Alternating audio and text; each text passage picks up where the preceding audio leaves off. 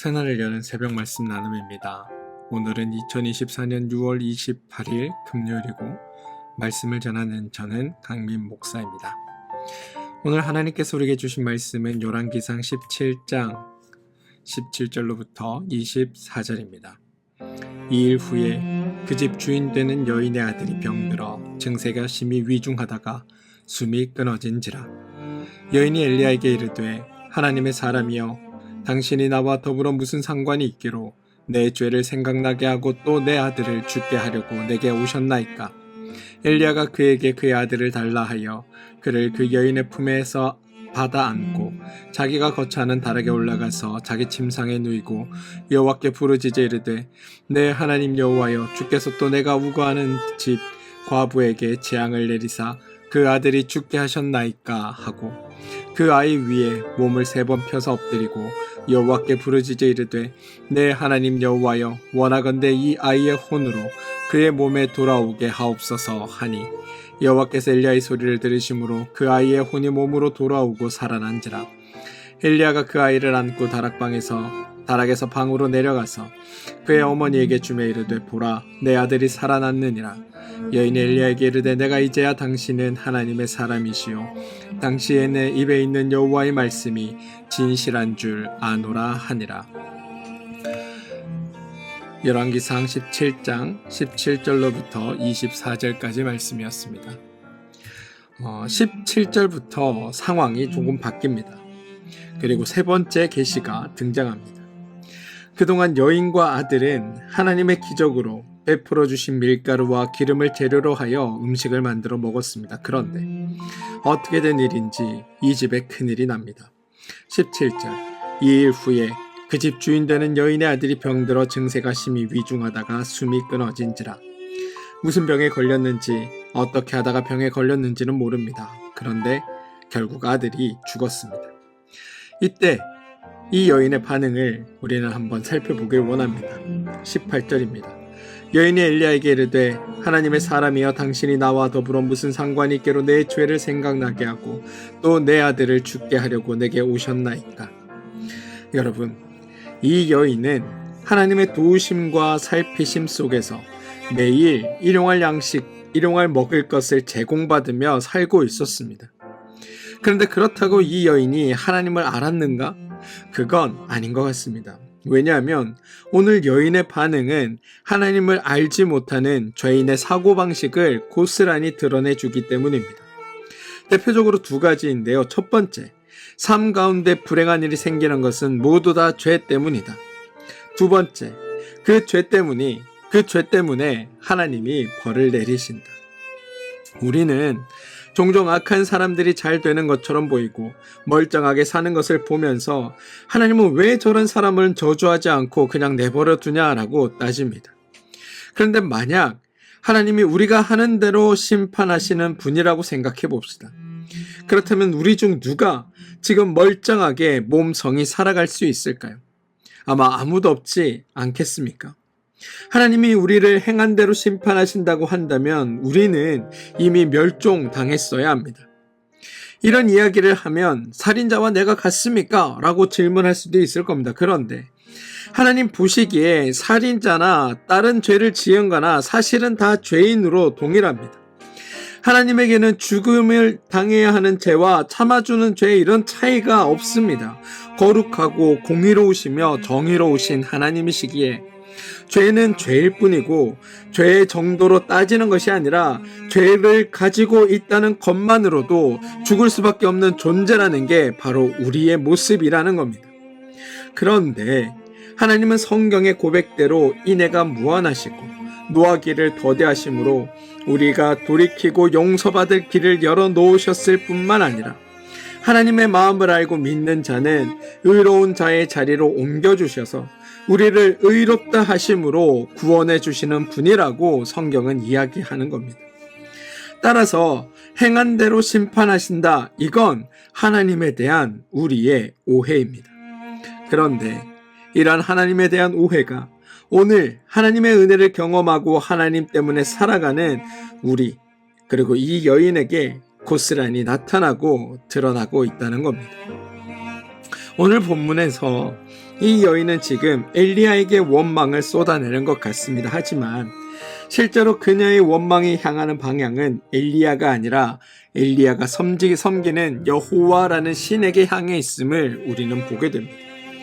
지금 여인은 억지를 부립니다. 사실 아들이 하나님 때문에 병들었다라는 근거도 없고 엘리야 때문에 죽었다라는 근거도 없습니다. 만약 억울하다고 불평하는 것을 당연한 것처럼 받아들이려면 그동안 자신이 행한 것과 무관하게 자신에게 너무나 과분하게 지금도 계속되고 있는 통의 가루가 떨어지지 않고 병의 기름이 없어지지 않은 것에 대한 반응도 있어야 합니다. 그런데 왜 자격도 없는 나에게 은혜를 베푸십니까?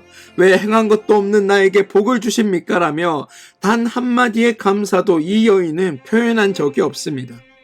사실 아들이 어쩌다 병에 들었고 왜 죽었는지는 모르지만 만약 하나님께서 가루와 기름의 은혜를 주지 않았다면 병들어 죽기 전에 이 두 모녀는 이미 굶어 죽지 않았을까요? 그런데 이들은 하나님의 은혜로 지금껏 잘 살았습니다. 그러다가 아들에게 불행한 일이 닥치자 막무가내로 자신에게 은혜를 준 사람과 이적을 베풀어 주시는 하나님을 향해 비난의 화살을 쏟습니다. 근데 여러분, 이 모습이 우리의 모습과 너무 닮아 있지 않습니까? 우리의 삶을 살피고 도우시고 인도하시고 우리가 오늘 하나님 안에서 평안코 하나님 안에서 기쁘게 살아갈 수 있는 일들을 주님께서 우리 가운데 베풀어 주시지만 우리는 그렇게 역사하시는 하나님은 보지 못하고 내게 이루어 주시지 않은 일, 내가 바라는 대로 그려지지 않는 그림 때문에 하나님을 원망하고 살아가고 있는 게 꼭 우리의 모습이자 바로 이 여인의 모습이라는 겁니다. 성경은 이 여인의 모습을 죄인들의 반응이다라고 우리에게 이야기합니다. 아마 이 여인의 이러한 원망을 들은 엘리야는 아마 황당하고 당황하고 억울했을 겁니다. 왜냐하면 자기가 여인의 아들을 병들게 하거나 죽인 것이 아니기 때문입니다. 이 여인의 원망을 들은 엘리야 두 가지 일을 행하는데요. 여인에게 아이를 받아 침상에 누였습니다. 그리고 20절 여호와께 부르짖어 이르되 내 하나님 여호와여 주께서 내가 우고하는 집 과부에게 재앙을 내리사 그 아들을 죽게 하셨나이까. 여러분, 이 엘리야의 이야기는 하나님에 대한 원망과 불평의 이야기입니다. 18절을 보시면 내 아들을 죽게 하려고 내게 오셨나이까 라며 자신을 원망하던 여인의 원망처럼 지금 엘리야가 하나님 앞에 불평하고 원망하고 있습니다. 가만 보면 엘리야는 하나님께 왜 내가 있을 때 내가 머무는 곳에 하나님 이런 일을 생기게 하셨습니까? 라고 따지고 있다는 겁니다. 엘리야의 사고방식도 이 여인의 사고방식과 똑같습니다. 어쩌면 그게 우리의 한계인지도 모르겠습니다. 하나님께서 우리에게 은혜 베푸시고 하나님께서 우리에게 충만한 것들로 함께 하시지만 우리는 내게 없는 것들로 하나님께 원망을 쏟아놓는 것. 어쩌면 그게 우리의 모습은 아니냐고 성경은 이 여인과 엘리야의 모습을 통해 우리로 하여금 되돌아보게 하는지도 모르겠다라는 생각을 해보게 됩니다.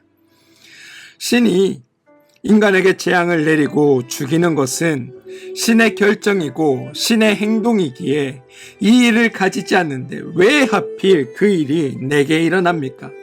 이게 난 너무 억울합니다. 이게 여인의 반응과 엘리야의 반응이었다는 겁니다. 나는 하나님이 하라는 대로 했을 뿐인데 왜 내가 하나님이 하신 일로 이 여인에게 원망을 드려야 하는지 모르겠습니다. 저 너무 억울합니다. 이게 엘리야의 반응입니다. 여러분, 하나님이 엘리야를 부르시고 엘리야를 통해 일하신다고 해서 엘리야가 신앙으로 충만하다라고 생각하면 우리는 하나님의 말씀을 정확히 볼 수 없습니다. 만약 엘리야가 이미 하나님을 너무 잘 알고 있었고 하나님을 향한 믿음으로 충만해졌고 그가 주님을 향해 자기의 모든 것을 내어줄 수 있다라고 생각했다면 사실 17장의 사건들이 등장할 필요가 없습니다. 그냥 16장에 아합에게 가서 바알과 아세라를 섬기고 있는 아합에게 너희들이 틀렸다라고 선언하고 그리고 18장에 갈멜산으로 가서 갈멜산에서 행했던 그 바알과 아세라를 쳐부수는 일들을 행했으면 됩니다. 그런데 엘리야에게 17장이 필요했습니다. 왜냐하면 아직 엘리야가 하나님을 잘 모르기 때문입니다. 하나님의 사람으로 완전해지지 않았기 때문입니다. 이 엘리야에게 나타나는 모습은 우리는 사사기에서 사사들을 부르시고 그를 통해 역사하사 하나님을 알게 하셨던 그 사건과 그런 상황과 같은 상황이라고 보시는 것이 가장 정확합니다. 그러니 당장 엘리야에게 너를 부른 하나님이 어떤 분이고 내가 어떤 존재인지를 알게 하고 그래서 네가 그것을 보고 온전히 나를 믿고 온전히 나를 따르고 온전히 나의 사람으로 변화되게 하는 것, 그게 급 선무였기에 하나님은 17장의 사건들을 엘리야로 하여금 겪게 하시는 겁니다. 두 번째 엘리야가 한 행동은 21절에서 확인할 수 있습니다. 그는 하나님께 죽은 아들을 살려달라고 부르짖습니다. 내 하나님 여호와의 원하건대 이 아이의 혼으로 그의 몸에 돌아오게 하옵소서. 근데 여러분, 여기서 중요한 건 엘리야의 믿음, 엘리야의 기도가 아니라는 사실입니다.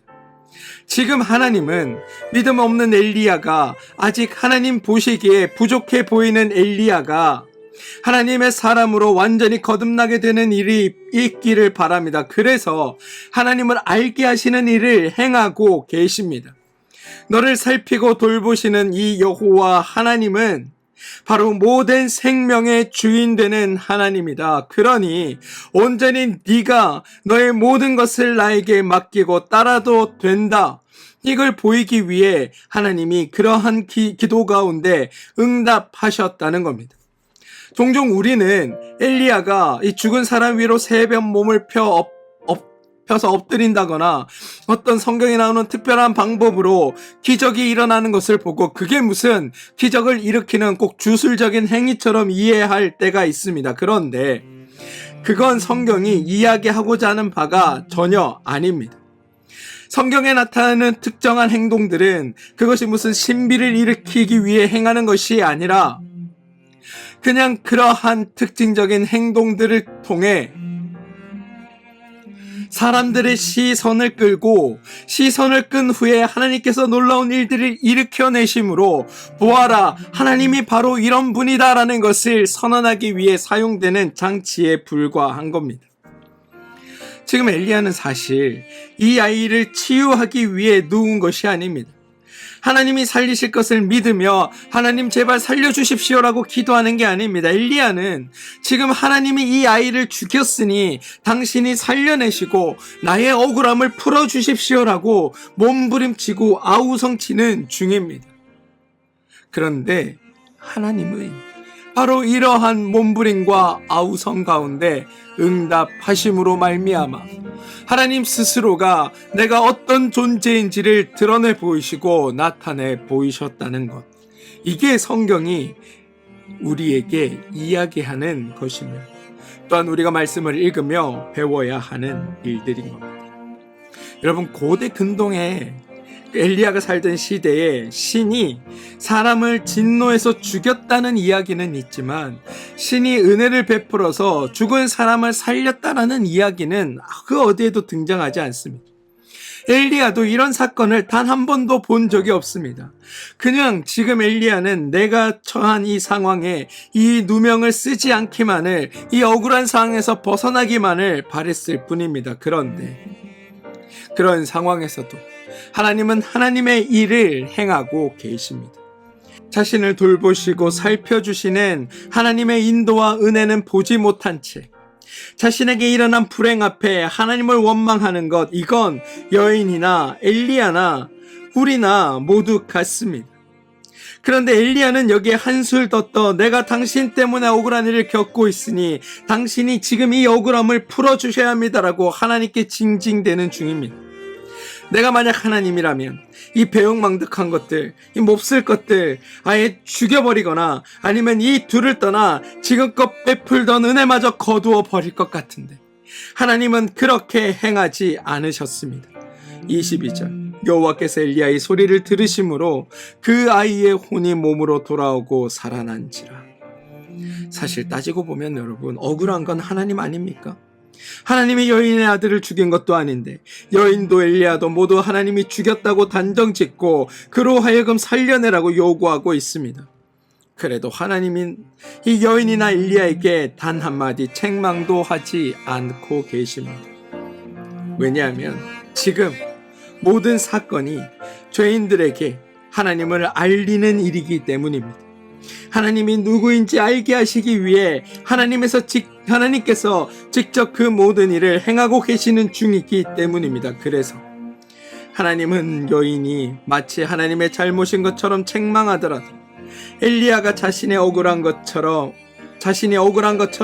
하나님께 문제를 해결하고 큰 소리 칠 때라도 나에게 닥친 불행으로 당신은 도대체 어디 있습니까? 당신이란 신은 진짜 존재하는 분입니까? 하나님께 의문을 터뜨리는 우리에게도 하나님은 심판하고 징벌하지 않으시고 오히려 우리의 기도 가운데, 우리의 외침 가운데, 우리의 가슴 찢는 소리 가운데 응답하고 계시다는 것. 이게 성경이 우리에게 보아라, 우리의 하나님은 바로 이러한 분이시다라는 것을 알려주는 이야기라는 겁니다. 그리고 실제로 여인의 아들이 살아납니다. 이 이야기의 결론은 이렇게 진행됩니다. 24절인데요. 여인이 엘리야에게 이르되 내가 이제야 당신은 하나님의 사람이시요 당신의 입에 있는 여호와의 말씀이 진실한 줄 아노라. 여인은 아들의 죽음 앞에 엘리야를 원망했지만 정작 아들이 살아났을 때 엘리야가 살려낸 것이 아니라는 것을 알고 있었습니다. 그녀는 이 일을 통해 엘리야가 어떤 존재이며 하나님이 어떤 분인지를 알았다라고 고백합니다. 그리고 이 여인의 고백은 갈멜산 사건의 엘리야의 간구와 의미적으로 연결되어 있습니다. 미리 결론을 보면 열왕기상 18장 36절과 37절인데요.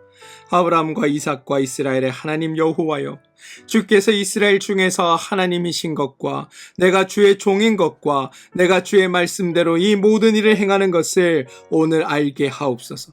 여호와여, 내게 응답하옵소서. 내게 응답하옵소서.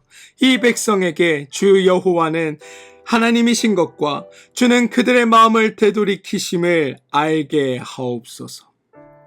사랑하는 성도 여러분, 이러한 엘리야의 고백은 하나님께서 행하신 그 모든 일을 겪고 난 뒤에 비로소 하나님이 어떤 분이다라고 고백하고 있다는 겁니다. 그리고 이 고백은 바로 성도된 우리의 고백이어야 하고 우리의 삶에서 드려져야 할 고백이기도 하다는 사실을 기억하시기 바랍니다. 엘리야가 이런 고백을 드릴 때까지, 여인이 하나님은 어떤 분이라고 고백할 때까지 하나님은 직접 이 모든 일을 행하시고 주도하시고 이끄시고 그 모든 일 가운데 함께 하심으로 하나님이 어떤 분인지를 드러내고 나타내고 계십니다. 그리고 그 하나님이 오늘 여러분의 삶에 그 모든 일을 함께하고 계시다는 사실을 기억하시기 바랍니다. 오늘 여러분의 삶에 찾아가셔서 여러분의 삶을 복되게 하시며 여러분에게 필요한 것들과 여러분이 하나님 앞에 내어놓는 그 모든 원망과 기도 가운데 응답하시는 분, 그래서 내가 너의 삶을 살피는 하나님이고 내가 너의 삶의 주인이며 내가 너의 모든 것 된다라고 말씀하시는 하나님이 오늘 우리와 함께하고 계시다는 것을 여러분 기억하시고, 오늘 여러분에게 일어나는 모든 삶의 일들을 통해 그런 하나님을 만나고 깨닫고 알게 되길 주님의 이름으로 축원드립니다.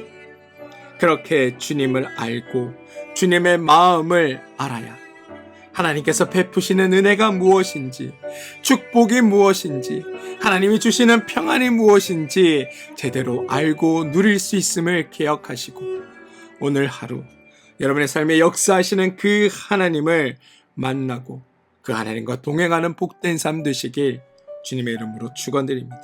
함께 기도하겠습니다. 주님, 우리가 엘리야처럼 하나님을 배우고 알게 하여 주옵소서. 그래서 내가 아니라 하나님으로 인해 살아가는 삶임을 고백하게 하여 주시고 이루시고 완성하시는 하나님을 배워 오직 주님을 의지하는 믿음의 사람들이 되게 하여 주옵소서. 예수님의 이름으로 기도합니다. 아멘.